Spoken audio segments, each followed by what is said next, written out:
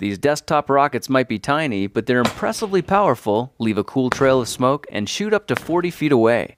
Surprisingly, they're only powered by one single match head. In this project, we're using aluminum foil and a box of matches to make the ultimate in desktop weaponry, homemade Matchbox rockets.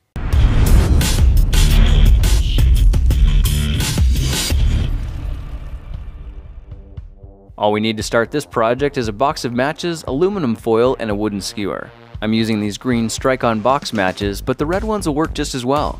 Okay, it's time to get to work, and the first thing we need to do is grab a few of these matches and set them to the side because we'll still need a bundle of those for our kit when it's finished. Now, amazingly, these rockets are only powered by one single match head, but they only work if we get rid of the stick first. Of course, that's not much of a challenge as long as you have a pair of scissors. And if you try lining your container with something like a sock, the match heads won't bounce out. Instead, they just collect conveniently at the bottom. Here are all the match heads I got from this box, and to store them, why don't we try using one of these soda cap containers made in a previous project. These things have all kinds of applications, so look for how to make them in another project video. Alright, to start making our assembly kit, we're going to need a single bamboo skewer and this template, which I'm going to give you for free. Just look in the description for a link on where to get that. Transfer the marks from the diagram onto the skewer, then carefully cut the ends off so when it's modified it looks like this.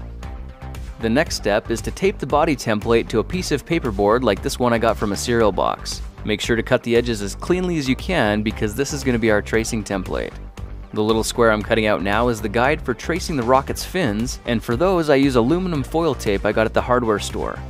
Each square will make one set of rocket fins, so cut as many as you want, then fold them point to point from both directions. Pinch them at the base and push your fingers together so when you crease them down it looks like a little X-wing.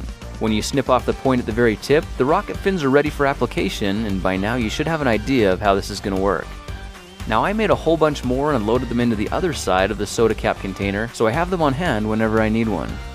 Okay, let's bust out the aluminum foil and tear off a sheet to start creating the rocket bodies. I'm laying a sheet of paper towel over top, then carefully folding the stack up 3 times so it's 4 layers deep and just a bit larger than the cardboard template. You probably figured out already that we're going to trace around the edges, then cut the shape out of all the layers at the same time. Normally the edges would stick together after the foil's been cut, but you can see the paper towel solves that problem and makes it super easy to separate. I tried making 13 pieces at the same time and it actually worked, so you can see how quick and easy it is to make a whole stack in no time flat. And check this out, the assembly station is completely portable as well. I designed the patterns and the templates so they'd fit perfectly inside the Matchbox, and you can see there's a little place for the skewer in there as well. Now to finish our rocket factory, the only thing left to do is make a small hole in the top of the box about ½ an inch from the end. Now if we bring back any matches we saved from earlier and add a candle, we've created a portable assembly station that you can take just about anywhere. Alright, let's get to work and build some rockets. Here you can see what the finished rocket will look like. It's light as a feather but surprisingly stable in flight. You might have noticed there are 2 markings on the template that indicate how to roll the body tube. With the skewer in position, place a single match head on top and make sure it's pointing upward without any gaps. Now slowly and carefully roll the foil tube as tightly and neatly as possible. When you get to the end, pinch the tube right above the match head, then push the foil down flat. There should be about ½ an inch of foil at the top and this gets rolled toward the match head. The most important part here is crimping the tip with something like a pair of pliers, and you might want to crimp multiple times and from different angles just to make sure it's completely sealed. At this point, let's attach the rocket fins we made earlier by peeling off the sticky stuff on the back, then pushing the rocket body through the hole in the center. Just work the fins around until they stick firmly in place near the bottom of the rocket, and with that final step, you're done. That's how easy it is to make a Matchbox rocket, so while you're at it, why not make a few more? I just made 13 of them in about 10 minutes, and you can see they fit perfectly into the kit as well. So now you have the option of building rockets on location as you need them, or creating them all in advance so you can just show up and start shooting within seconds. The rockets get loaded by pushing the tapered end of the skewer into the nozzle, then twisting upward until it touches the match head inside. Push the skewer through the hole in the Matchbox, and now if you push the box together, you can adjust the launch angle to whatever you need it to be. Now if you light a candle and position the flame just under the tip of the rocket, it'll quickly warm the foil until the match head reaches its auto ignition temperature, which you can see shoots it off with an impressive amount of speed and power. These rockets leave a satisfying trail of smoke when they blast off, but you do need to be careful because they get hot enough to burn your fingers and put scorch marks on your carpet.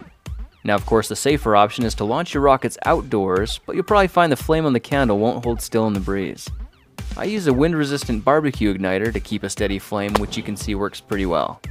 These rockets shoot from the front porch all the way to the street, and in some cases up to 40 feet away, so it's important to use common sense and avoid the temptation to point them at people or property. Well, now you know how to turn a box of matches and some aluminum foil into a fully portable rocket factory, so you can manufacture and launch your very own Matchbox rockets. That's it for now. If you like this project, perhaps you'll like some of my others. Check them out at thekingofrandom.com.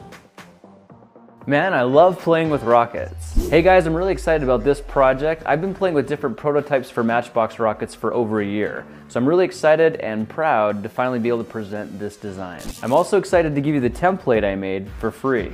You can click right here to download the template right now, and if you try making some of these, I would love to see you post pictures on my Facebook page at the King of Random fan page. The link for that's in the description. Before you go, I just wanted to tell you, I think you are awesome. I read your comments and I watch to see if you like my videos because it really means a lot to me when you do. Please have fun with this project, be safe, and keep an eye out for my next project video. I'll talk to you then.